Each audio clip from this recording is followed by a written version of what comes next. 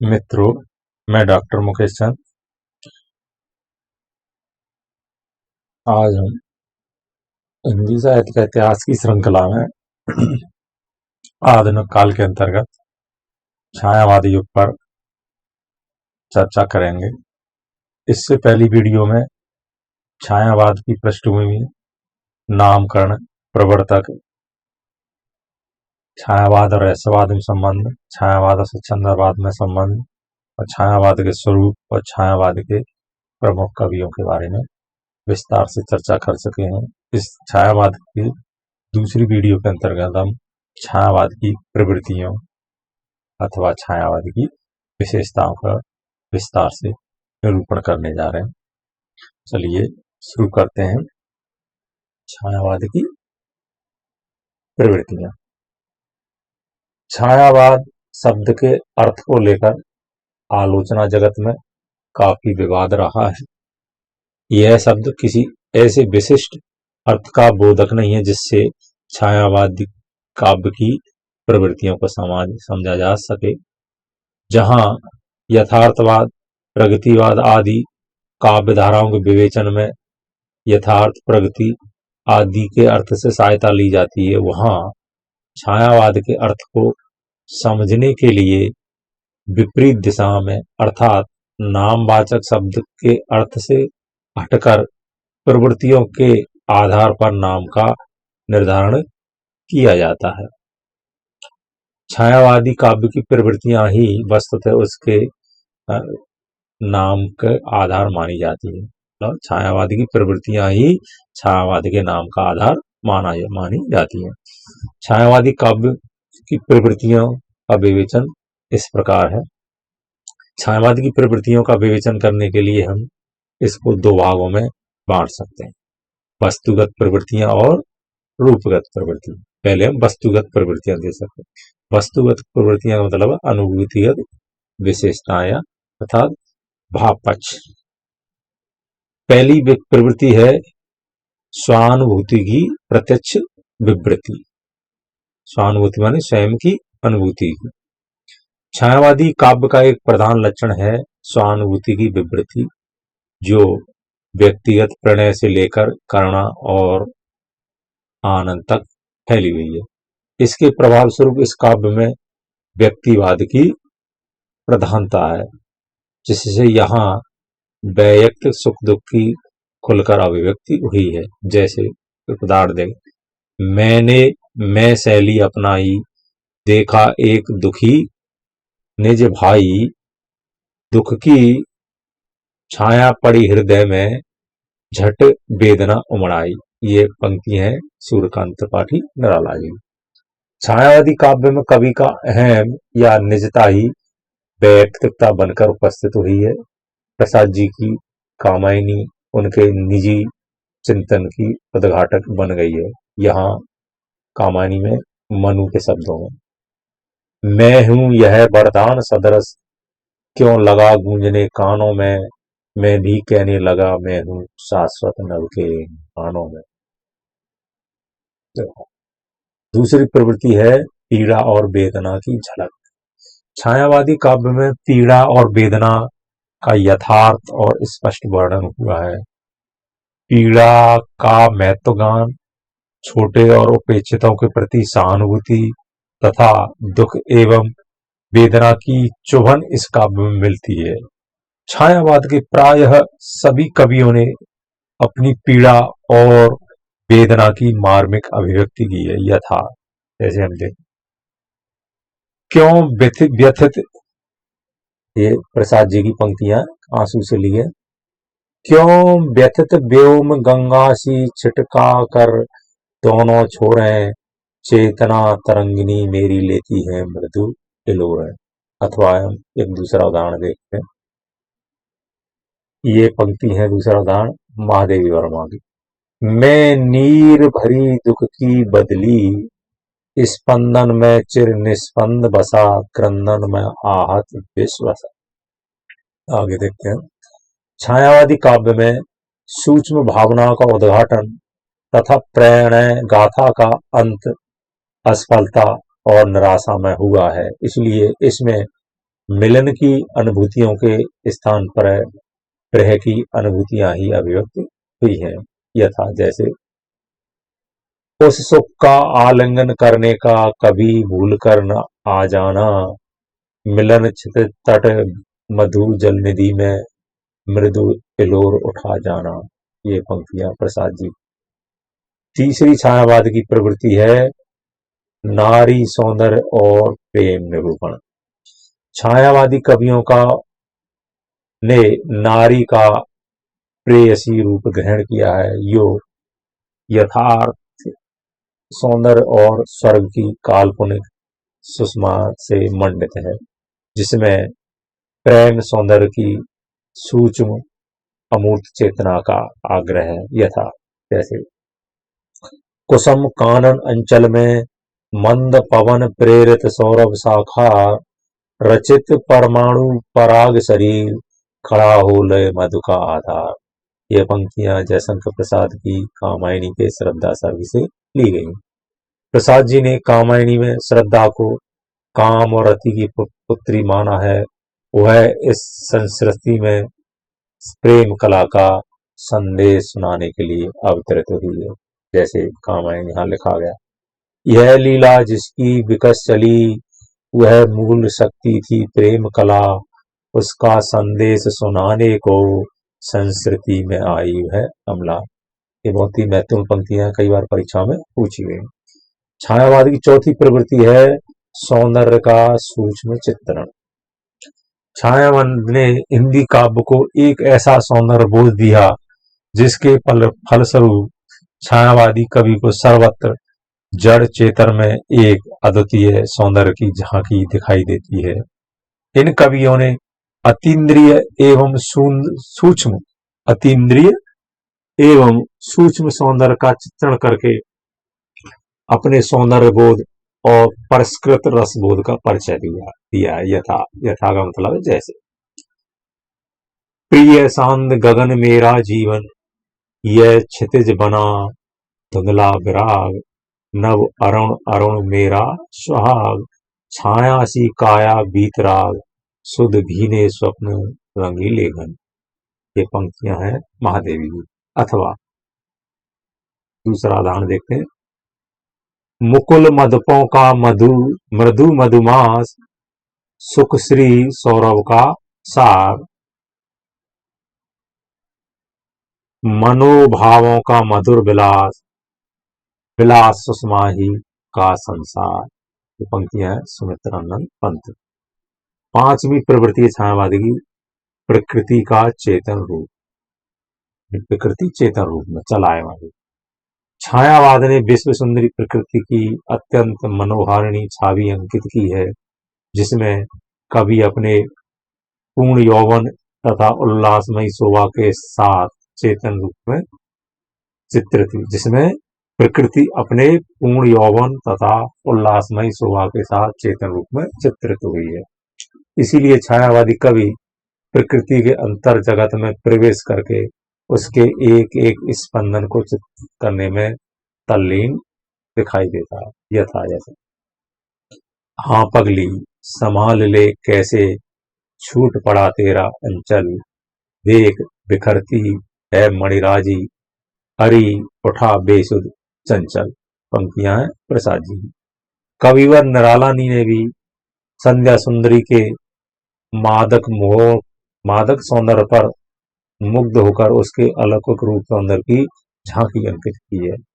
जैसे दिवस अवसान का समय, मेघमय आसमान से उतर रही है, वह संध्या सुंदरी परी सी धीरे धीरे धीरे। ये बहुत ही महत्वपूर्ण पर पंक्तियां हैं, कई बार परीक्षा में पूछी गई। कवित्री महादेवी वर्मा ने भी बसंत रजनी के अनंत सौंदर्य पर मोहित होकर चित्रोपम भाषा में लिखा है, धीरे धीरे उतर क्षितिज से आ बसंत रजनी, तारकमय नव बेड़ी बंधन, शीश फूल कर शशिका नूतन, रसीमी बलय सित घन अवगुंठन, मुक्ता हल अविराम बिछाते, चितवन से अपनी पुलकतिया बसंत रजनी। छठी प्रवृत्ति है मानवतावादी दृष्टि या विचारधारा। छायावादी काव्य में मानवता का सर्वाधिकार प्रचार किया गया है। प्रत्येक छायावादी कवि मानवता का अनन्य पुजारी है, जिसके कारण वसुधैव कुटुंब की उदात्त विचारधारा का प्रतिफलन हुआ है। इसी कारण कविवर प्रसाद जी ने कामायनी में मंगल कामना करते हुए कहा है, शक्ति के विद्युत कण जो व्यक्त विकल बिखरे हैं निरुपाय, समन्वय उसका करे समस्त विषयी विजयिनी मानवता हो जाए। महादेव जी ने भी उक्त भावों से अनुप्राणित जान पड़ती हैं। उनका मानव प्रेम इस प्रकार व्यक्त हुआ है, कह दे माँ क्या अब देखूं, देखूं खिलती कलियां या प्यासे सूखे अधरों को, तेरी चिर यौवन सुषमा या जर्जर जीवन देखूं। दुविधा कविता से ली गई है। सातवीं प्रवृत्ति है छायावादी की नारी की महत्ता या महिमा। छायावादी काव्य में नारी की महत्ता का सर्वाधिक प्रतिपादन किया गया है। इसमें नारी को नर से कहीं अधिक गरिमा एवं महिमा से मंडित करके उसे देवी के श्रेष्ठ आसन पर प्रतिष्ठित किया है। छायावादी कवियों ने नारी को मानव की चिर सहचरी ही नहीं अपितु अनंत असीम प्रेरणा का अजस्र स्रोत सिद्ध किया है। इसीलिए प्रसाद जी ने कामायनी में नारी को केवल श्रद्धा रूपिणी कहा। यहाँ है, नारी तुम केवल श्रद्धा हो, विश्वास रजत नग पगतल में, पीयूष रोसी बहा करो जीवन के सुंदर समतल। अथवा तुम देवी आह इतनी उदार, वह मात्र मूर्ति है निर्विकार, हे सर्वमंगले तुम महती, सबका दुख अपने पर सहती। ये दोनों ही कविताओं की पंक्तियां बहुत ही महत्वपूर्ण है, कई बार परीक्षा में पूछी गई। कविवर निराला भी नारी के प्रति पूजा भाव व्यक्त करते हैं। उनकी विधवा कविता की पंक्तियां दृष्टम, जैसे वह इष्ट देव के मंदिर की पूजा सी, वह दीप सिकासी शांत भाव में लीन, वह क्रूर काल तांडव की स्मृति रेखा सी। कविवर पंत ने भी अपनी सहज कोमल कल्पना के सहारे, कविवर पंत कोमल कल्पना के कवि हैं, इन्होंने भी अपनी सहज कोमल कल्पना के सहारे भारतीय नारी के स्वाभाविक सौंदर्य की मनोरम झांकी प्रस्तुत करते हुए उसके अनेक उदात्त रूपों में देखा है। तुम्हारे छूने में था प्राण, संग में पावन गंगा स्नान, तुम्हारी वाणी में कल्याणी त्रिवेणी की लहरों का गान। इसी प्रकार महादेवी जी की दृष्टि में भी नारी त्याग, बलिदान, साधना, भक्ति भावना आदि की साकार और अमोघ साकार मूर्ति और अमोघ शक्ति का भंडार, जैसा कि उन्होंने कहा है। उस असीम का सुंदर मंदिर मेरा लघुतम जीवन रे, मेरी सांसें करती रहती नित्य प्रिय का अभिनंदन। अगली आठवीं प्रवृत्ति है आध्यात्मिकता या रहस्यवादी भावना या रहस्यवाद। छायावादी काव्य में उस अव्यक्त सत्ता की व्यापकता का निरूपण करके एक पुनीत आध्यात्मिक वातावरण की सृष्टि की गई है, जिसे रहस्यवाद नाम से अभिहित किया जाता है। परंतु यह रहस्य भावना भक्ति काल के समान धार्मिक नहीं है, क्योंकि यह मानवीय एवं शुद्ध सांस्कृतिक धरातल पर स्थित है। यह तो छायावादी कवि की आस्तिकता और व्यापक सत्ता के प्रति अटूट श्रद्धा एवं विश्वास की द्योतक है। इन कवियों ने उस रहस्यमयी सत्ता के प्रति जिज्ञासा व्यक्त की है, यथा जैसे, हे अनंत रमणीय कौन तुम, यह मैं कैसे कह सकता, कैसे हो क्या हो इसका तो भाव विचार न सह सकता। ये पंक्ति प्रसाद जी की कामायनी के श्रद्धा शब्द में मिलती है। कविवर पंत भी उस रहस्यमयी सत्ता के अद्भुत एवं अलौकिक कार्यों को देख देख कर आश्चर्यचकित हो जाते हैं। मौन निमंत्रण में इसलिए वे कहते हैं, न जाने सौरभ के मिस कौन संदेशा मुझे भेजता कौन। महादेवी जी ने भी उस अव्यक्त चेतन सत्ता की ओर बड़े ही मार्मिक संकेत करते हुए एक सजीव आध्यात्मिक वातावरण की सृष्टि की है। जैसे अवनी अम्बल अवनी अंबर की रुपली सीप में तरल मोती सा जलद जब कांपता, तैरते घन मृदुल हिम में पुंज से ज्योत्सना के रजत पारावार में सुरभि बन जो थपकियां देता मुझे, नींद के उच्छ्वास सा वह कौन है। अगली विशेषता है देश प्रेम एवं राष्ट्रीय भावना। छायावादी कविता में देश प्रेम एवं राष्ट्रीय भावना की सुंदर अभिव्यक्ति हुई है। इसमें राष्ट्रीय भावना का सांस्कृतिक पक्ष ही अधिक मुखरित हुआ है। प्राकृतिक स्थलों के प्रति अनुराग, पुरातन के गौरव का स्मरण आदि विविध रूपों में देश प्रेम की अभिव्यंजना हुई है। प्रसाद जी ने देश के प्राकृतिक स्थलों के प्रति अनुराग व्यक्त किया है और चंद्रगुप्त नाटक में कार्नेलिया के मुख से कहलाया है। ये पंक्तियां बहुत ही महत्वपूर्ण है। कई बार पूछा गया ये पंक्तियां किस नाटक में से ली गई या इसको कहने वाली कौन है। कार्नेलिया। अरुण है मधुमय देश हमारा, जहां पहुंच अनजान क्षितिज को मिलता एक सहारा, सरस तामरस गर्भ विवाह पर नाच रही तरुस्का मनोहर। ऐसे ही कविवर पंत ने भी अपने राष्ट्र प्रेम को इन शब्दों में व्यक्त किया है।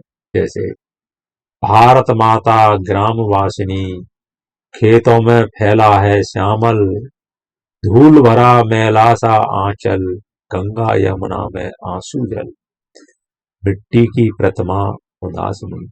यहाँ तक तो छायावाद की वस्तुगत या कल भाव पक्षगत प्रवृत्तियां या अनुगत की प्रवृत्तियां का निरूपण किया गया। अब हम छायावाद की रूपगत प्रवृत्तियां या उसकी शिल्पगत या अभिव्यक्त प्रवृत्तियों का विवेचन करेंगे। दूसरा टॉपिक रूपगत प्रवृत्तियां। पहली प्रवृत्ति है चित्रमयी भाषा का प्रयोग। छायावादी काव्य में एक चित्रमयी भाषा का प्रचार प्रसार हुआ जिसमें भावानुकूल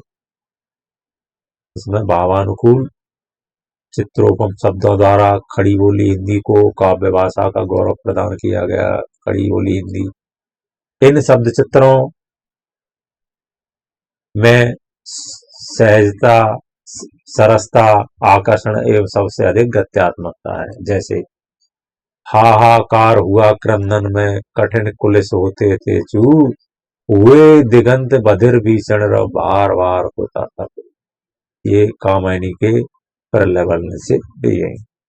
इसके साथ ही छायावादी काव्य में कोमल कांत, सरस, संस्कृतमयी पदावली या शब्दावली का भी प्रयोग हुआ है जिसमें भावाव्यक्ति को अर्थ संप्रेषण एवं सौष्ठव से समृद्ध बना दिया गया। पंत जी ने तो कोमलकांत पदावली का प्रचुर मात्रा में प्रयोग किया है। जैसे मोतियों जड़ी ओस की डार, मिला जाता चुप चुप पया। परिवर्तन कविता में मिलती। दूसरी प्रवृत्ति है नवीन अभिव्यंजना शैली। छायावादी काव्य की अभिव्यंजना शैली में एक विचित्रता एवं विलक्षणता के दर्शन होते हैं, क्योंकि यहाँ कवियों ने प्रतीकात्मकता, उपचार वक्रता, लाक्षणिकता, ध्वन्यात्मकता, बिंबात्मकता आदि के सारे स्वानुभूति को अभिव्यक्त किया है। छायावाद में ऐसे अनेकानेक प्रतीकों की सृष्टि की गई है जो सूक्ष्म भागों, विशेष रूप विशेषताओं एवं व्यापारों को व्यक्त करने में पूर्णतः समर्थ है। यथा जैसे मधुमय बसंत जीवन बन के, कब आए तुम चुपके से रजनी के पिछले पैरों में। ये पंक्तियां कामायनी के प्रसाद जी की कामायनी से ली गई। महादेवी जी ने भी अनेक ऐसे प्रतीकों का प्रयोग किया है जो अपनी काव्य कला को सुचित्रित। महादेवी जी ने भी अनेक प्रतीकों का प्रयोग करके अपनी काव्य कला को सुसज्जित किया है। उदाहरण के लिए टूट गया वह दर्पण निर्मम गीत में दर्पण को माया का प्रतीक बनाकर बड़े ही रहस्यमय, बड़ी ही रम्य कल्पना की गई है।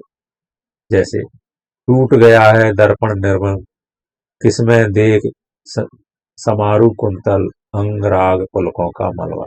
ऐसे ही महादेवी ने दीपक को जीवन का प्रतीक मानकर बड़ी ही मनोरम कल्पना की है। मधुर मधुर मेरे दीपक जल, युग युग प्रतिदिन प्रतिक्षण प्रतिपल प्रियतम का पथ आलोकित कर। ये भी बहुत ही महत्वपूर्ण पंक्तियां हैं, कई बार परीक्षा में आए। छायावादी कवियों ने अपनी अभिव्यक्ति को अत्यंत मधुर एवं मर्म स्पर्शी बनाने के लिए लाक्षणिकता का भी अत्यधिक प्रयोग किया है। लाक्षणिक पदावली के प्रयोग से काव्य में अधिक चारुता आ गई है। जैसे सृष्टि हंसने लगी आंखों में खिला अनुराग, राग रंजित चंद्र का थी उड़ा सुमन पराग। ये भी पंक्तियां प्रसाद जी की कामायनी से ली गई हैं। छायावादी काव्य में उपचार वक्रता का भी प्रयोग हुआ है, जिसमें अमूर्त में मूर्ख का, घन में द्रव का, अचेतन में चेतन का आरोप करके नूतन एवं वक्रता उत्पन्न की गई। उपचार वक्रता का मतलब है अमूर्त में मूर्त का, घन में द्रव का, अचेतन में चेतनता का आरोप। ये उपचार वक्रता कहलाता है। जैसे प्रकृति के यौवन का श्रृंगार करेंगे कभी न वासी फूल, मिलेंगे वे जाकर अति शीघ्र आह उत्सुक है उनके। ये भी प्रसाद की कामायनी से ली गई। नवीन अलंकारों का प्रयोग छायावादी काव्य में उपमा रूपक वृत्तिरेख प्रतीप आदि प्राचीन अलंकारों का तो प्रयोग हुआ ही है, किंतु इसके साथ ही 3 नूतन अलंकारों, इनके नाम है मानवीकरण, विशेष विपर्य और धन्यर्थ व्यंजना, को भी अपनाया गया है, जो पाश्चात्य साहित्य या काव्य की देन है। इनमें से मानवीकरण का तो अत्यधिक प्रयोग हुआ है। जैसे सिंधु सेज पर धरा बधू, अब तनक संकुचित बैठी सी, प्रलय निशा की हलचल स्मृति में मान की ऐसी बैठी सी। ये पंक्ति प्रसाद जी की कामायनी के से ली गई है। ऐसे ही कविवर निराला ने जूही की कली कविता में जूही की कली का मानवीय रूप प्रस्तुत करते हुए मानवीकरण अलंकार का प्रयोग किया है। जैसे विजन बन वल्लरी पर सोती थी सुहाग भरी, इसने स्वप्न मग्न अमल कोमल तनु तरुणी जूही की कली, द्रग बंद की स्थल पत्रांक। ऐसे ही महादेवी जी ने विशेषण व्यापर अलंकार का प्रयोग करते हुए निंद्रा को उन्मन कहा है, जबकि निंद्रा वाला व्यक्ति उन्मन होता है। निंद्रा उन्मन कर कर विचरण लौट रही सपने संचित। इसी प्रकार छायावादी कवियों ने ध्वन्यर्थ व्यंजन अलंकारा का प्रयोग भी किया है। प्रसाद जी ने अपने काव्य में ऐसी पदावली का काफी प्रयोग किया है जिसमें कार्य व्यापार की ध्वनि सुनाई पड़ती है। जैसे धू धू करता नाच रहा था, कंकण कुणत रणत नूपुर थे। चौथी प्रवृत्ति है नूतन छंद योजना। छायावादी काव्य में प्राचीन छंदों के साथ ही नूतन छंदों का भी आविष्कार हुआ है, जिसके फलस्वरूप सुंदर सुंदर तुकांत अतुकांत कविताओं का निर्माण हुआ और जो अत्यधिक सुंदर एवं सजीव लय तान से भी भरपूर है। इसके साथ ही इस काव्य में मुक्त छंद का भी आविर्भाव हुआ। छंद के नियमों से मुक्त यह एक ऐसी पद रचना है जिसकी पंक्तियों की लंबाई निश्चित नहीं होती। पंत जी ने इस छंद की महिमा बताते हुए कहा है, खुल गए छंद के बंद, प्रास के रजत पास, अब गीत मुक्त और युग वाणी बहती साया युग वाणी। ये भी बहुत प्रसिद्ध पंक्ति है, कई बार परीक्षा में आती है। अब मुक्त छंद के बारे में बता दें, मुक्त छंद के प्रवर्तक निराला जी थे। तो क्या है आगे देखो। मुक्त छंद अंत्यानुप्रास से मुक्त, पंक्ति की लंबाई मात्रा संख्या, गण, गुरु, लघु आदि समस्त रूढ़ियों से दूर रहने के कारण ही मुक्त या स्वच्छंद छंद कहलाया। इसके बारे में सूर्यकांत त्रिपाठी जी का निराला कथन है। मुक्त छंद का समर्थक उसका प्रवाह ही है, वही उसे छंद सिद्ध करता है और उसका नियम साहित्य से उसकी मुक्ति।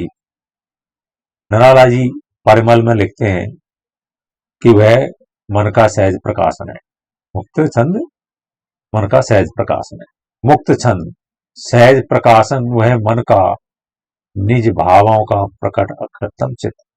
बहुत ही महत्वपूर्ण परिभाषा और ये कविता की पंक्तियां हैं जो निराला जी कई बार परीक्षा में पूछी गई हैं।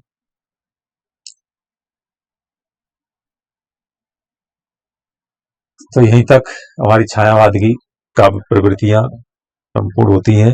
ये बहुत ही इंपॉर्टेंट प्रवृत्तियां हैं, लिखित परीक्षा की दृष्टि से भी, ऑब्जेक्टिव परीक्षा की दृष्टि से, वर्णनात्मक और बहु विकल्पीय परीक्षा सभी के लिए बहुत ही महत्वपूर्ण है।